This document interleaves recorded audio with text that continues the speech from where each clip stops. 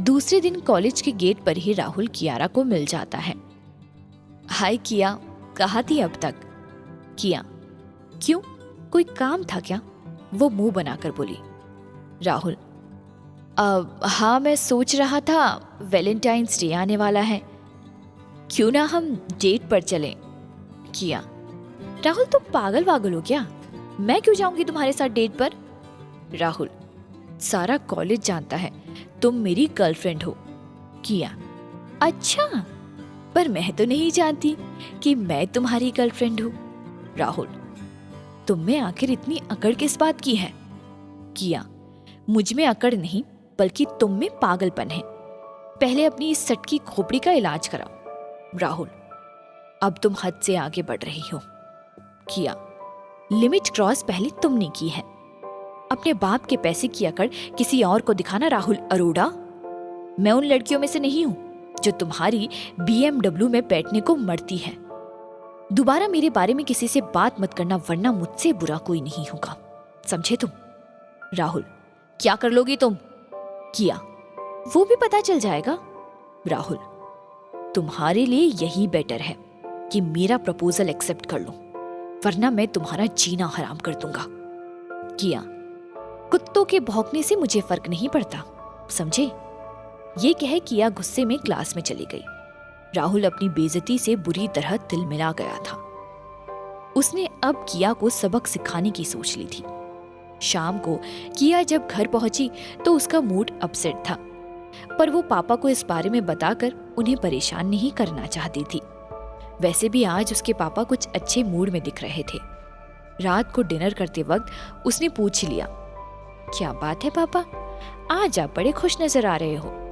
कुमार, हाँ बेटा, आज पता है मैंने टेबलॉइड में देखा कि इटली की एक रियल एस्टेट कंपनी का मालिक इंडिया में इन्वेस्ट करना चाहता है। इसके लिए उसे कुछ रियल एस्टेट कंपनीज की तलाश है। किया, ये तो अच्छी खबर है, पर हमारी कंपनी तो छोटी सी है, वो उसमें भला क्यों इन्वेस्ट करेगा? कुमार, यही तो बात है, वो बड़ी कंपनीज में नहीं बल्कि छोटी छोटी कंपनीज में ही इन्वेस्ट करेगा। बदले में उन कंपनीज के 50% शेयर लेगा, जिससे वो छोटी कंपनीज उसकी ग्लोबल कंपनी निक कॉर्पोरेशन का हिस्सा होगी। किया, वाओ, दैट्स ग्रेट, फिर हमारी कंपनी भी एक ग्लोबल कंपनी का हिस्सा होगी। कुमार, हाँ, पर उसे इन्वेस्ट के लिए तैयार करना बहुत मुश्किल होगा। उसके पास होड़ लगेगी कंपनीज की। 3 दिन बाद वो इंडिया आ रहा है। मैं बस अभी इस काम में लगूंगा, एक बार बस उससे मुलाकात हो जाए। खाना खाकर किया अपने कमरे में आ गई। उसने सोच लिया था कि वो राहुल के बारे में पापा को बताकर उनका अच्छा मूड खराब नहीं करेगी। इधर थोड़ी देर बाद उसके फोन पर राहुल के कॉल्स आने लगे। अब उसने बार बार कॉल्स को इग्नोर किया तो वो मैसेज कर उसे धमकी देने लगा। किया अपना फोन बंद करके सो गई। उसने सोच लिया कि अब सुबह कॉलेज में ही बात करेगी। सुबह कॉलेज में फिर उसकी राहुल से अच्छी खासी बहस हो गई। इस बार किया यही नहीं रुकी, उसने प्रिंसिपल से भी उसकी शिकायत कर दी। प्रिंसिपल ने राहुल के पेरेंट्स को बुला लिया। उनके माफी मांगने पर ही राहुल का सस्पेंशन कैंसिल किया। अब राहुल ने उसे कॉलेज में तंग करना बंद कर दिया था, पर वो मन ही मन उससे बदला लेने की सोच रहा था। 3 दिन बाद निक कॉर्पोरेशन के चेयरमैन मार्कोस इंडिया आ गए। कुमार ने अपने सारे सोर्सेस लगाकर मार्कोस से एक मीटिंग फिक्स कर ही ली। मार्कोस से तो नहीं बल्कि उसके सेक्रेटरी एलेक्स से कुमार की बात हो गई थी।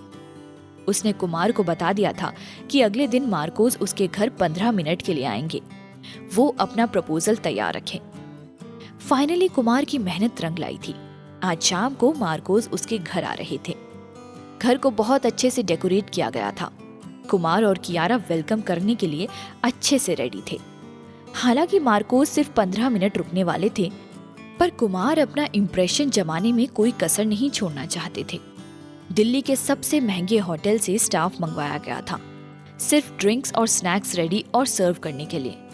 ठीक 7 बजे मार्कोस की कार की एंट्री हुई।